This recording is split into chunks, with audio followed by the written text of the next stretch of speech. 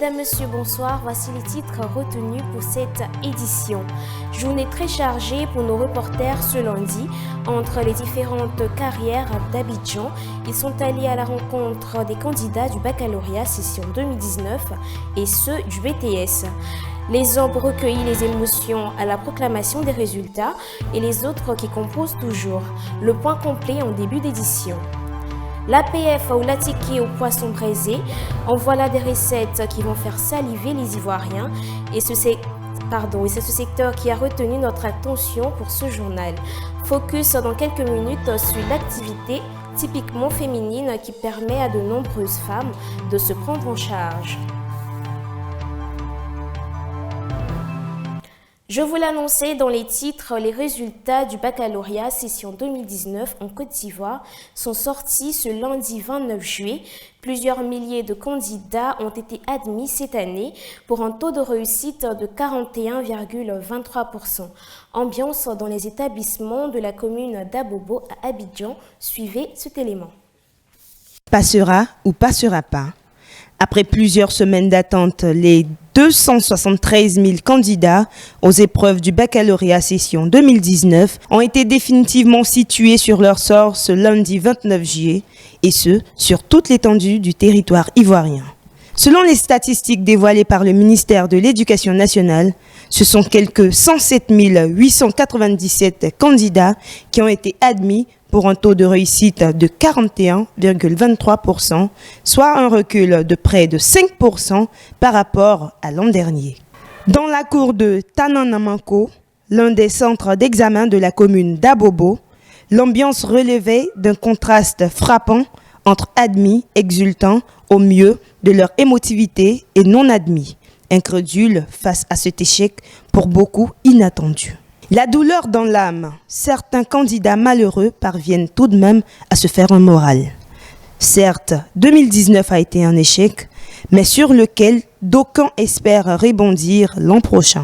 Pour les admis, on en a encore pour quelques journées de réjouissance, mais il faudra très vite se recentrer sur l'essentiel. J'ai eu mon bac et je suis très heureuse. Il n'y a même pas de mots pour exprimer ma joie. Je suis très heureuse. C'est tellement...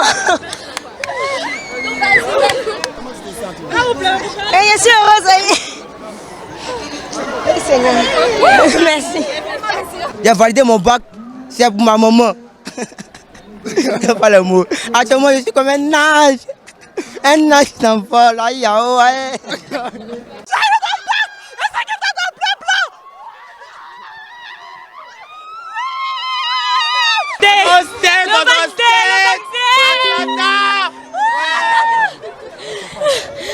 Déjà, bravo aux admis, pourvu que les circuits d'insertion dans la formation professionnelle soient suffisamment ouverts pour accueillir ces dizaines de milliers de nouveaux bacheliers.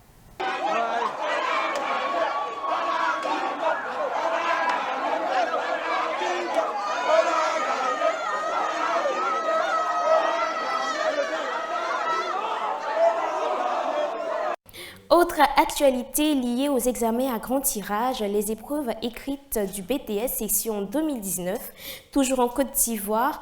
Depuis ce matin, 56 000 candidats sont allés à l'assaut de ce diplôme de qualification supérieure. Reportage au centre HETEC Abidjan. C'est une journée décisive qu'ont vécu ce lundi 29 juillet les quelques 56 000 candidats à la session 2019 du BTS en Côte d'Ivoire. Pour le démarrage des épreuves écrites, la pression était au maximal chez les étudiants, comme constaté ici au groupe École d'ingénieurs HETEC du plateau d'Okuy, l'un des principaux centres d'examen de la commune d'Abobo. Les dispositions réglementaires sont prises pour garantir le bon déroulement des compositions selon les normes émises par les autorités ministérielles. Nous sommes ici dans le cadre de l'examen du BTS, l'examen national. Et depuis 2 jours, donc, nous sommes à la tâche. Nous avons dans un premier temps réceptionné le matériel de l'examen. Et puis nous avons hier toute la journée préparé les salles.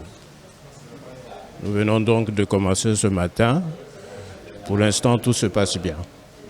Voilà. Une situation qui rassure la plupart des candidats qui ont ainsi l'occasion de confronter leur acquis à la réalité des épreuves, ceci dans un environnement adapté aux exigences des défis professionnels. Oui, effectivement, ce lundi 29, on a commencé à 7h55 par la première épreuve qui était technique d'expression française, qui s'est d'ailleurs bien passée. Les surveillants nous ont bien surveillés. En tout cas, tout se passe bien pour le moment. Si les épreuves ont visiblement été élaborées à la mesure des connaissances engrangées par les candidats, beaucoup d'entre eux se montrent confiants pour la suite. L'épreuve, on a commencé aujourd'hui par l'épreuve de français. Bon, je pense que les épreuves sont abordables. Bon, pour un étudiant qui a bien suivi en classe, il peut s'en sortir. Et les surveillants aussi, bon, ils font leur travail comme on leur demande de le faire. Les épreuves écrites du BTS en Côte d'Ivoire sont prévues du 29 juillet au 3 août, ce après les oraux qui ont eu lieu du 15 au 19 juillet. Aujourd'hui, dans notre émission Maison, complément de cours et conseils pratiques pour le BTS, nous vous proposons un extrait de cette discipline électronique et physique appliquée où le professeur s'entretenait avec Sarah Sanogo.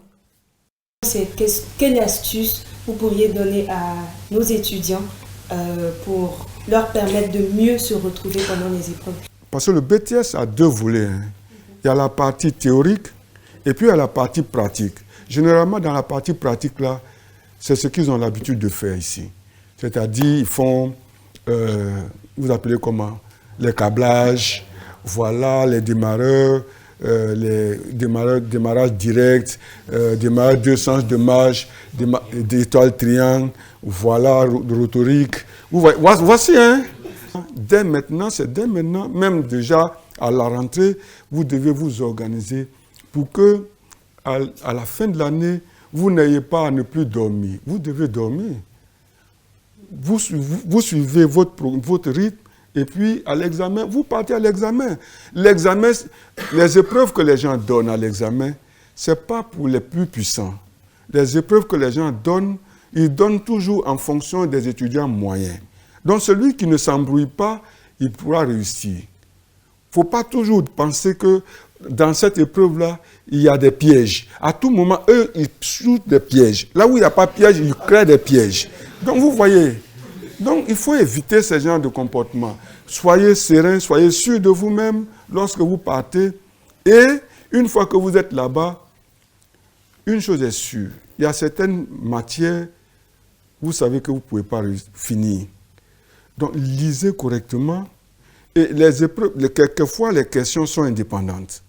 Les questions que vous pensez que c'est vous maîtrisez, commencez par là déjà. Et puis, vers la fin, vous cherchez à voir si vous pouvez avoir quelques points ici ou là, et puis avoir maintenant la moyenne. Sinon, si vous tardez maintenant sur la partie que vous ne comprenez pas, à quoi ça va vous servir? Cherchez toujours à voir quelle est la partie que je comprends, et puis je vous traite bien. Et une fois que c'est bien traité, vous êtes garanti d'avoir la moyenne. Maintenant, le reste, vous essayez de voir. Mais comme toujours, je dis, l'exercice ou bien les épreuves à l'examen ne sont pas orientées vers les étudiants les plus puissants. C'est orienté vers les étudiants moyens. Donc, si vous êtes moyen, vous devez réussir. Et la réussite, ce n'est pas un travail d'un jour, c'est le travail de tous les jours. Voilà ce que je peux dire, madame. L'Afrique a enregistré en 2018 une croissance de 4,39% du nombre d'abonnés de téléphonie mobile. Ces chiffres émanent de l'Association mondiale des opérateurs de téléphonie qui précise par ailleurs que ce sont 20 millions de nouveaux abonnés qui ont rejoint le marché, ce qui porte à 456 millions le volume d'abonnés télécoms sur le continent pour un taux de pénétration du mobile de 44%. D'ici à 2025, le marché de la téléphonie mobile en Afrique devrait passer les 600 millions d'utilisateurs au regard du rythme actuel de croissance. L'emprunt obligataire émis par le Trésor public ivoirien sur le marché de l'UEMOA s'est soldé avec succès ce mardi 23 juillet. Sur le montant d'adjudication de 25 milliards de francs CFA émis, ce sont plus de 27,002 milliards de francs CFA qui ont été recensés, soit un taux de couverture de 108%. Au final, la Direction générale du Trésor et de la comptabilité publique de la Côte d'Ivoire n'a retenu que 26,202 milliards, ce qui représente un taux d'absorption de 97,04%. Des perspectives de croissance positives pour le Niger dans les 5 prochaines années. Ce sont les prévisions du Fonds monétaire international qui tablent sur une croissance accentuée de 7% en misant sur les réformes mises en place par le gouvernement nigérien pour assainir l'environnement économique et favoriser les investissements. Certes, des problèmes structurels persistent notamment avec l'insécurité djihadiste dans les régions Est et Ouest et la faiblesse des coûts d'achat de l'uranium ainsi que les changements climatiques, mais les prévisions d'exploitation de la rente pétrolière à partir de 2022 pourraient contribuer à maintenir cette tendance. La Banque africaine de développement va débloquer 28,86 millions de dollars en faveur de la Somalie pour soutenir les projets de développement durable entrepris par le gouvernement. L'annonce a été faite par la directrice générale régionale adjointe de la BAD pour l'Afrique de l'Est, Nenanoa Boufo, selon qui ce financement devrait contribuer à accroître le niveau d'accès aux infrastructures de base des populations vulnérables. Répartition de la cagnotte, 11,99 millions de dollars seront adressés à un projet d'approvisionnement en eau et d'assainissement urbain dans les villes de Kismayo et de Baidoa, tandis que les 16,86 millions de dollars restants sont destinés à la réhabilitation de 247 km de routes et à la construction de nouveaux 100 000 km. 200 000 personnes devraient être impactées par la réalisation de ces projets. Direction le Mozambique où la société chinoise CITIC Construction a été cooptée pour la réalisation d'un vaste chantier de 35 000 logements sociaux dans 4 provinces du pays. Selon la répartition du gouvernement mozambicain, 15 000 logements devraient sortir de terre dans le sud, 10 000 dans le centre et 10 000 autres dans le nord. Le tout sur une période de 5 ans pour la durée des travaux. C'est ce qu'a annoncé la semaine dernière le ministre mozambicain en charge du logement, Joan Machatin, une situation qui pourrait avoir un impact limité sur l'accès au logement des populations avec des coûts de logement de l'ordre de 30 à 40 000 dollars pour un pays dont le seuil de pauvreté est de 54,7% de la population. Cap sur les rues d'Abidjan où nos reporters ont interrogé des passants sur le capital risque. Qu'est-ce que c'est que le capital risque dans le domaine financier? L'avis dans cet élément. Selon moi, un capital risque, c'est un capital que l'entrepreneur met de côté. Voilà, pour le bon fonctionnement de ses activités et pour éviter d'être surpris par des problèmes externes à son activité. Voilà. Bon, concernant le capital risque, sincèrement, bon, je ne sais pas trop, je ne connais pas. Bon, le capital risque, c'est une situation où on investit sachant qu'il y a des risques. C'est-à-dire on prend un capital, on investit sachant qu'il y a des risques. Un capital risque est un capital qui présente beaucoup de problèmes et difficultés. Le capital risque, c'est un capital qui risque de se fondre en quelque sorte. Suivons tous le doc pour beaucoup plus de détails.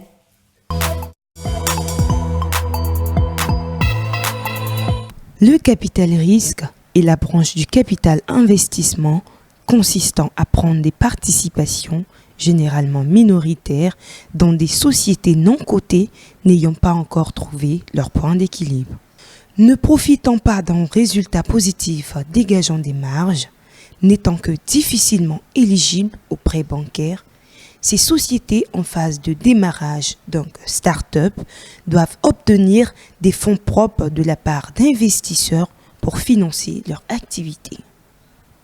Les investisseurs en capital risque, appelés parfois capital risqueur, néologisme traduisant l'anglais venture capitalist, apportent du capital, leur réseau et leur expérience à la création et aux premières phases de développement d'entreprises innovantes ou de technologies considérées comme à fort potentiel de développement et de retour sur investissement. Un fonds de capital risque doit investir dans des sociétés offrant une espérance de rentabilité élevée et donc des perspectives de croissance fortes. Son portefeuille se compose de projets qui échouent ainsi que de projets qui réussissent et doivent compenser les pertes réalisées sur les premiers. Le capital risque se distingue par une plus forte composante technologique et une plus grande capacité à financer les pertes initiales pour favoriser le développement d'une technologie. Ces domaines de prédilection ont été jusqu'à présent les technologies de l'information et de la communication et les biotechnologies. Depuis quelques années, 2004 en Californie, 2007 en France, les capital risques s'ouvrent de plus en plus aux technologies du développement durable, clean tech ou green tech, en misant notamment sur les énergies renouvelables. Cap maintenant sur le dossier entrepreneuriat, notre reporter Christian Ago a fait le tour de plusieurs quartiers d'Abidjan pour rencontrer les femmes professionnelles de la vente de la ticket aux poissons fumés ou poissons braisés. Comment s'en sortent-elles avec cette activité qui jusqu'à présent résiste bien au choc économique? Reportage. Dans la chaleur des nuits abidjanaises, les odeurs et fumées de ces dames nous rappellent que nous sommes en Côte d'Ivoire, un pays où la tiéké et le poisson sont des recettes cultes. Pourvu que l'on détecte un lieu d'ambiance nocturne, que sont installés tout autour des commerces gastronomiques, en priorité des baraques sur lesquelles sont vendus l'APF ou le poisson braisé. Ces mets, les Ivoiriens en raffolent depuis toujours. Dans un contexte de crispation socio-économique, il n'est pas très difficile en effet pour une femme de se procurer une quantité relativement importante de poissons chez des grossistes pour ensuite les revendre en morceaux découpés pour les faire passer au feu et les proposer aux clients accompagnés d'un assaisonnement savamment concocté à base de légumes. C'est ce qu'on appelle couramment APF à Abidjan. Un sigle connu jusque dans les recoins des grandes agglomérations ivoiriennes où la vente de poissons fumés est pratiquée. Ça fait 12 ans que nous sommes dedans. 12 ans que nous sommes dedans. En tout cas, poisson braisé, c'est mon rêve. C'est ce que j'aime, c'est ce que je sais faire aussi. C'est mon métier. D'autres sont coiffeuses. Moi, mon commerce, là, c'est ça qu'elle a là, c'est mon métier. J'adore ça. Il y a les clients. En tout cas, toutes sortes de clients. On vend toutes sortes de poissons. Nous, on vend APF, on vend cap. APF, là, il y a des gens, ceux qui n'ont pas assez d'argent. Ces gens de cap, là, il y a 2000, il y a 2500, il y a 3000, 3500. APF, là, ça commence par 500, 700, 800, 1000 francs. Donc, il y a toutes sortes de clients qui viennent, tout le monde qui a l'argent, qui n'a pas l'argent. Par la grâce de Dieu, on gagne ce qu'on veut. Ouais, j'aime manger ce qu'on appelle l'APF, le poisson fumé, parce que d'abord je suis célibataire, raison pour laquelle je viens manger. Et puis deuxièmement, je veux dire, c'est facile et puis c'est moins cher. C'est facile à voir, c'est moins cher, ça ne dure pas au feu et c'est moins cher. En tout cas, bon, j'aime. Donc voilà pourquoi j'aime bien manger l'APF. Partout où il existe un commerce d'APF, l'affluence ne manque pas. En fait, ce qui attire fondamentalement dans cette recette, c'est le côté épicé de la pâte ajoutée pour agrémenter la consommation. Et c'est celle qui se trouve être la plus habile dans le domaine qui rafle la mise des clients. À côté de l'APF, les Ivoiriens ont un faible indéniable pour le poisson braisé. Là encore, La mise en place de cette activité est assez compatible, puisque les fonds nécessaires pour se ravitailler en poisson frais sur le marché s'adaptent généralement au niveau de revenus moyen des populations, même celles en inactivité. Tout est une question de relationnel et de savoir-faire pour être en mesure de fidéliser la clientèle, généralement exigeante. Le principe de ces activités qui n'emploient exclusivement que les femmes est de développer des aptitudes propres à l'entrepreneuriat d'audace qui veut que l'initiatrice du projet soit outillée mentalement pour gérer les heures tardives et la rigueur physique que cela impose. Dernier élément de ce journal, comment la monnaie de l'UEMOA se comporte-t-elle sur le marché international? On y va maintenant.